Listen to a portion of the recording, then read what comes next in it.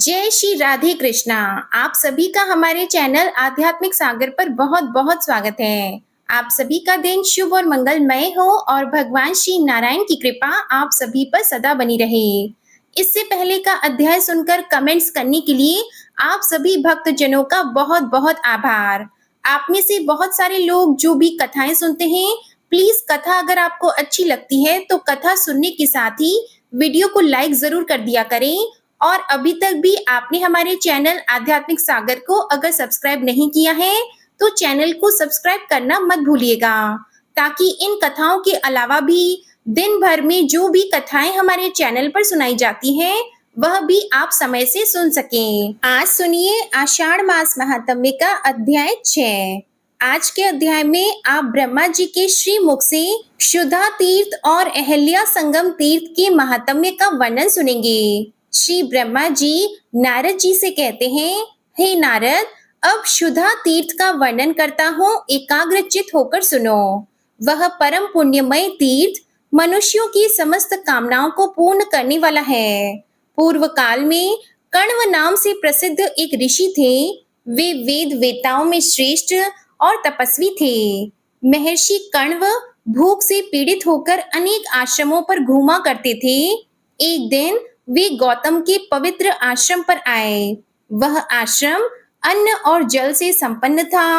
अपने को क्षुधा से पीड़ित और गौतम को वैभवशाली देखकर कण्व का मन विरक्ति से भर गया। वे सोचने लगे, गौतम भी एक श्रेष्ठ ब्राह्मण है और मैं भी उन्हीं की तरह तपोनिष्ठ हूँ। बराबर वाले के पास याचना करना कदापि उचित नहीं है।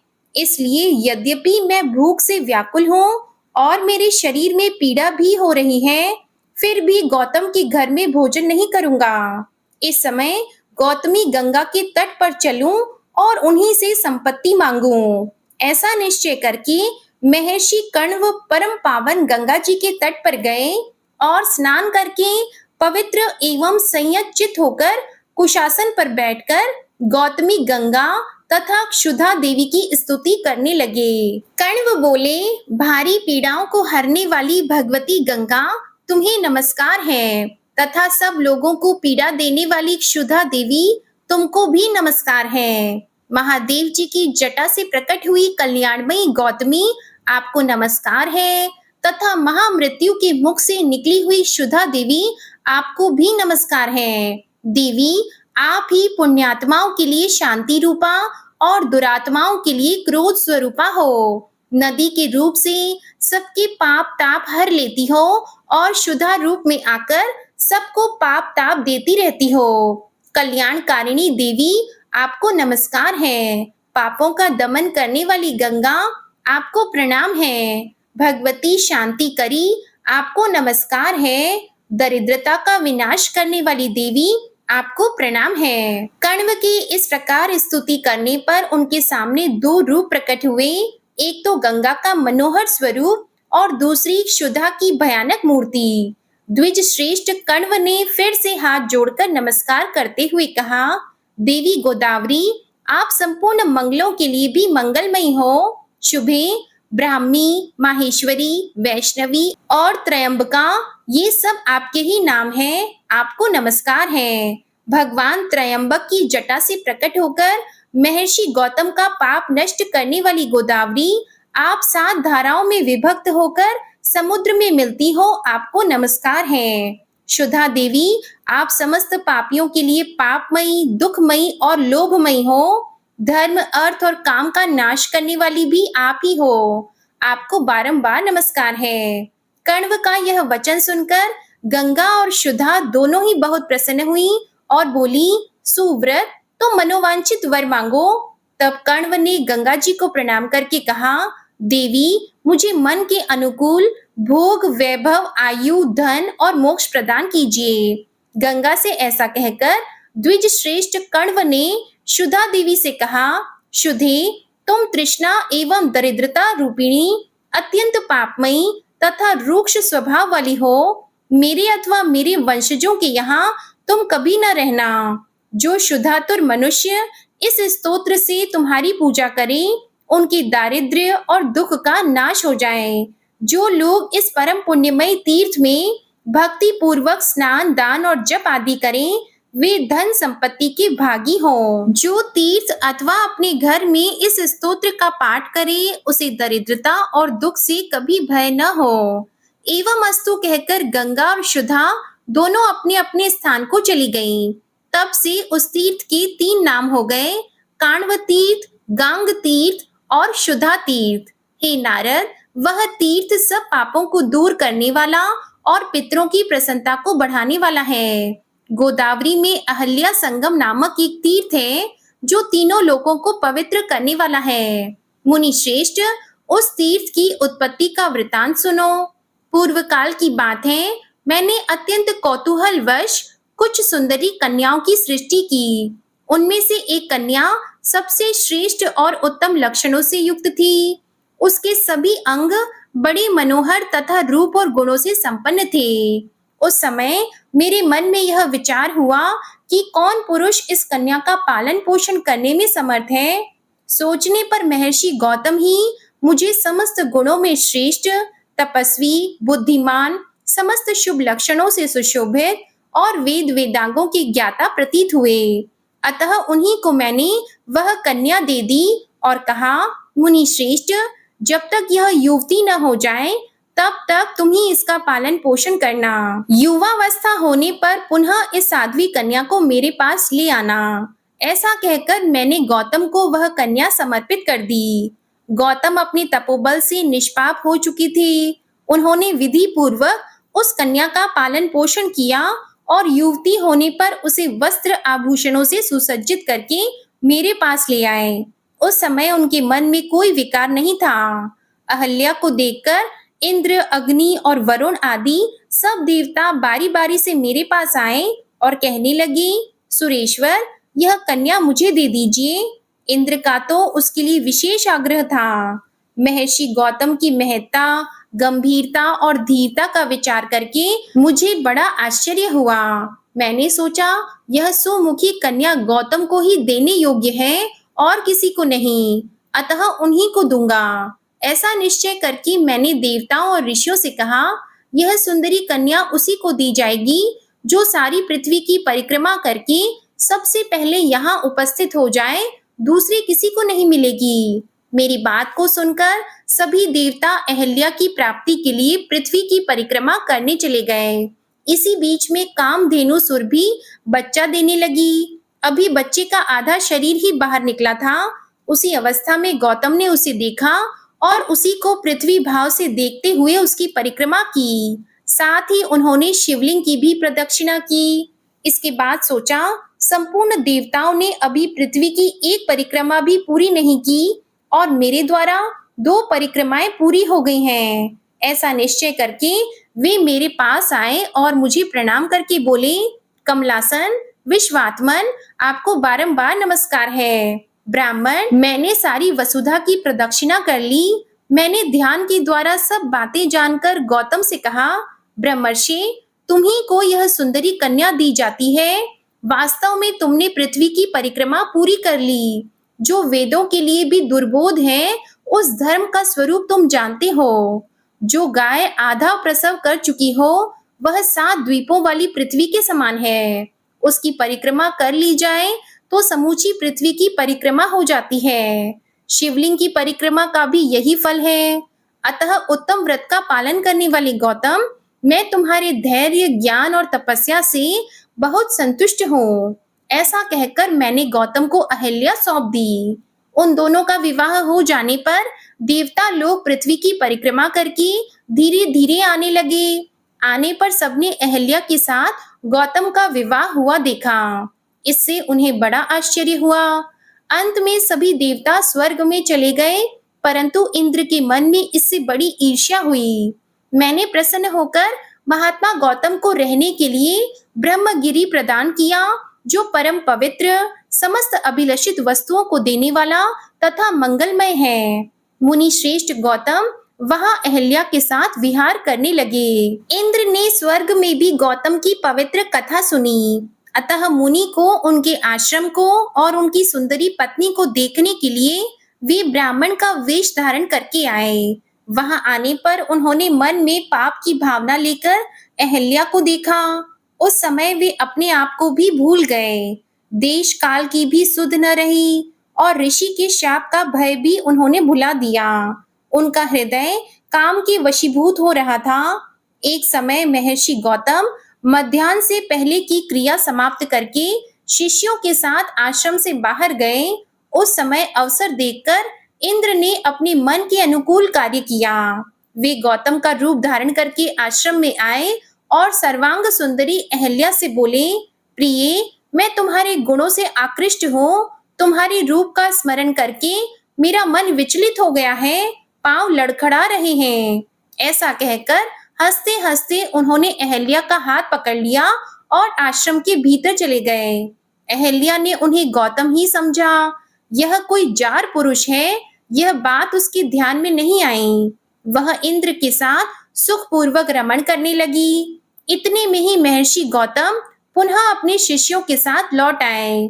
प्रतिदिन का ऐसा नियम था कि जब वे बाहर से आश्रम पर आते, तब प्रियवादिनी अहल्या आगे बढ़कर उनका स्वागत करती, प्रिय लगने वाली बातें कहती और अपने सद्गुणों से उन्हें संतुष्ट करती थी। उस दिन अहल्या को न देखकर परम बुद्धिमान गौतम को ऐसा जान पड़ा मानो कोई बड़ी अद्भुत बात हो गई हो। मुनि श्रेष्ठ गौतम द्वार पर खड़े हैं और सब लोग उनकी ओर देखते हैं। अग्निहोत्र और शाला के रक्षक तथा घर में कामकाज करने वाले अनुचर उन्हें देखकर बड़े आश्चर्य में पड़े और भयभीत होकर बोले, भगवान, यह कैसी विचित्र बात है कि आप भीतर और बाहर दोनों जगह देखे जाते हैं। अहो, आपकी तपस्या का ही यह प्रभाव है कि आप अनेक रूप धारण करके विचरते हैं। यह सुनकर गौतम के मन में बड़ा आश्चर्य हुआ।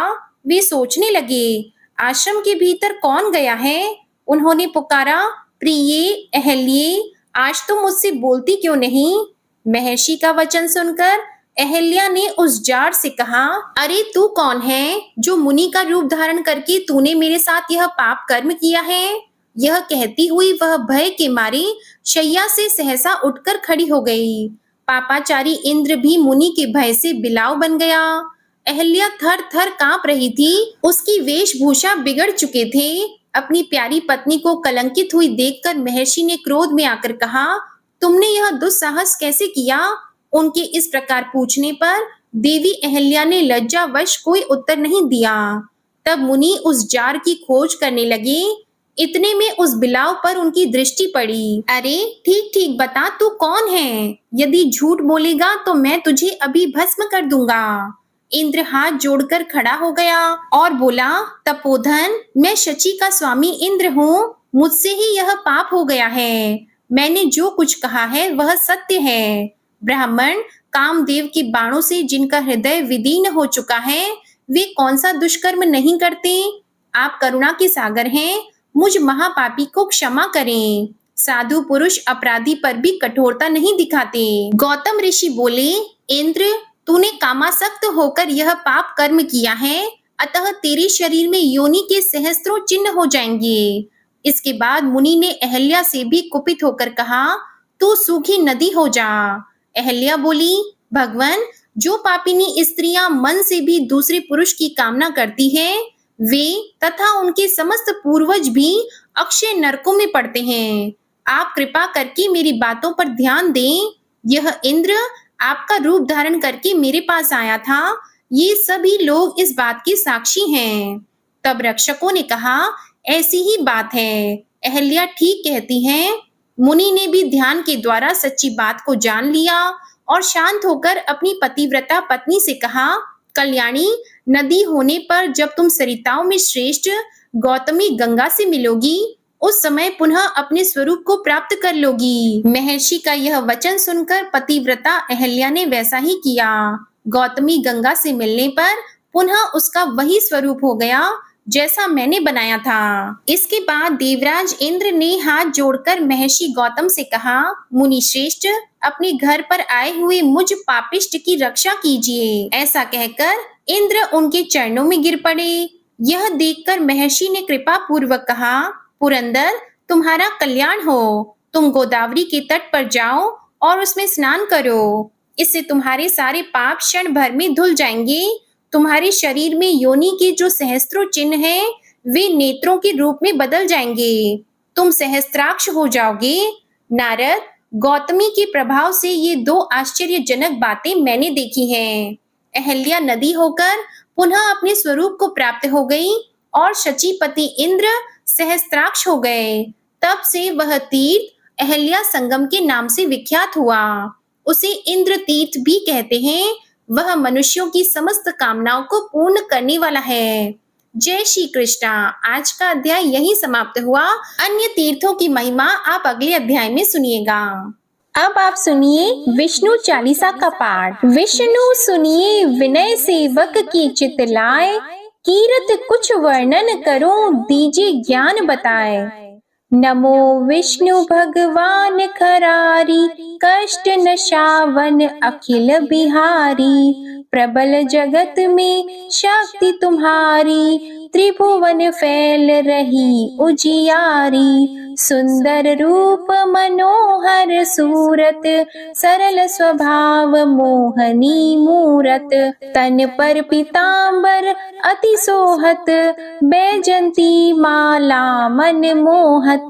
शंख चक्र कर गदा विराजे, देखत दैत्य असुर दल भाजे। सत्य धर्म मद लोभन गाजे, काम क्रोध मद लोभन छाजे। संत भक्त सज्जन मन रंजन, धनुज असुर दुष्टन दल गंजन। सुख उपजाए कष्ट सब भंजन, दोष मिटाय करत जन सज्जन। पाप काट भव सिंधु उतारण, कष्ट नाश कर भक्त उबारण। करत अनेक रूप प्रभु धारण, केवल आप भक्ति के कारण। धरणी धेनु बन तुम ही पुकारा, तब तुम रूप राम का धारा। भार उतार असुर दल मारा, रावण आदिक को संहारा। आप वराह रूप बनाया, हिरण्याक्ष को मार गिराया। धर्मस्य तन सिंधु बनाया, 14 रत्नन को निकलाया। अमिलख असुरन द्वंद मचाया, रूप मोहिनी आप दिखाया। देवों को अमृत पान कराया, असुरन को छवि से बहलाया। कूर्म रूप धर सिंधु मझाया, मंदराचल गिरि तुरत उठाया। शंकर का तुम फंद छुड़ाया, भस्मासुर को रूप दिखाया। वेदन को जब असुर डुबाया, कर प्रबंध उन्हें ढूंढवाया। मोहित बन कर खल ही नचाया, उस ही कर से भस्म कराया। असुर जलंधर अति बलदाई, शंकर से उनकी न लड़ाई। हार पार शिव सकल बनाई, कीन सती से छल खल जाई। सुमिरन कीन तुम्हें शिव रानी, बतलाई सब विपत कहानी। तब तुम बने मुनीश्वर ज्ञानी, वृंदा की सब सुरति भुलानी। देख 3 धनुज शैतानी, वृंदा आए तुम्हें लपटानी। हो स्पर्श धर्म क्षति मानी, हना असुर उर शिव शैतानी। तुमने ध्रुव प्रहलाद उबारे, हिरणाकुश आदिक खल मारे। गणिका और अजामिल तारे, बहुत भक्त भव सिंधु उतारे। हरहु सकल संताप हमारे, कृपा करहु हरि सिरजनहारे। देखहु मैं निज दर्श तुम्हारे, दीप बंधु भक्तन हितकारे। चाहता आपका आपका सेवक दर्शन, करहु दया अपनी मधुसूदन। जानो नहीं योग्य जब पूजन, होय यज्ञ स्तुति अनुमोदन। शील दया संतोष सुलक्षण, विदित नहीं व्रत बोध विलक्षण। करहु आपका किस विधि पूजन, कुमति विलोक होत दुख भीषण। करहु प्रणाम कौन विधि सुमिरन, कौन भांति मैं करहु समर्पण। सुर मुनि करत सदा सेवकाई, हर्षित रहत परम गति पाई। दीन दुखिन पर सदा सहाई, निज जन जान लेव अपनाई। पाप दोष संताप नशाओ, भव बंधन से मुक्त कराओ। सुत संपत्ति दे सुख उपजाओ, निज चरणन का दास बनाओ। निगम सदा ये विनय सुनावे, पढ़े सुने सो जन सुख पावे। श्री विष्णु चालीसा समाप्त होती है। प्रेम से बोलिए भगवान विष्णु और माता लक्ष्मी की जय। अब आप सुनिए तुलसी माता की आरती। तुलसी महारानी नमो नमो, हरि की पटरानी नमो नमो। तुलसी महारानी नमो नमो, धन तुलसी पूरण तप कीनो। शालिग्राम बनी पटरानी नमो नमो। तुलसी महारानी नमो नमो, हरि की पटरानी नमो नमो। जाकी पात्र मंजरी कोमल, श्रीपति कमल चरण लपटानी नमो नमो। तुलसी महारानी नमो नमो, हरि की पटरानी नमो नमो। कौन से महीने बोई रानी तुलसा, कौन से महीने हुई हरियाली नमो नमो। कौन से महीने हुई तेरी पूजा, कौन से महीने हुई पटरानी नमो नमो। तुलसी महारानी नमो नमो, हरि की पटरानी नमो नमो। आषाढ़ मास में बोई रानी तुलसा, सावन मास में हुई हरियाली नमो नमो। तुलसी महारानी नमो नमो। कार्तिक मास में हुई तेरी पूजा, मंगसिर मास में हुई पटरानी नमो नमो। तुलसी महारानी नमो नमो। धूप दीप नैवेद्य आरती, पुष्पन की वर्षा बरसानी नमो नमो। तुलसी महारानी नमो नमो। 56 भोग 3600 व्यंजन, बिन तुलसा हरि एक न मानी नमो नमो।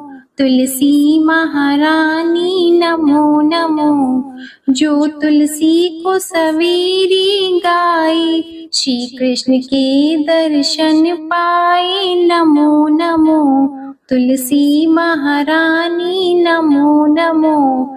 जो तुलसी को दोपहर में गाए, खीर खांड का भोग लगाए नमो नमो।